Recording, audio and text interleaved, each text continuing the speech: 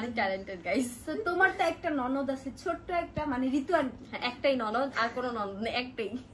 তো ঋতু আন্টি হচ্ছে, তোমার ঋতু আন্টির সাথে বন্ডিংটা কেমন? ঋতুর সাথে মানে তুমি যে বললা না তোমার একটা ননদ আছে, আমার কখনো মনে হয় না যে আমার ননদ আছে। আমার মনে হয় আমার একটা ছোট বোন আছে, যাকে আমার অনেক বেশি শাসনও করতে হবে, যার সাথে অনেক ফ্রেন্ডলি ভাবে থাকতে হবে, এন্ড যার সাথে অনেক মজাও করতে হবে। আমি তো তিনটাই করি।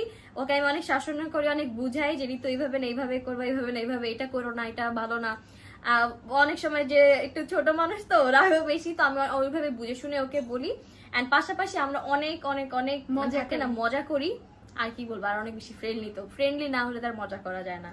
তো সে আমার ননদের থেকে বোন বেশি, বুঝতে পেরেছো গাইস? সব ননদের জন্য এমন হয়, ননদের থেকে বোন বেশি। আমি বলি, ও আমাকে এখন পর্যন্ত ভাবিই বলে না, আমাকে হ্যাঁ, আপু বলে। রাইট।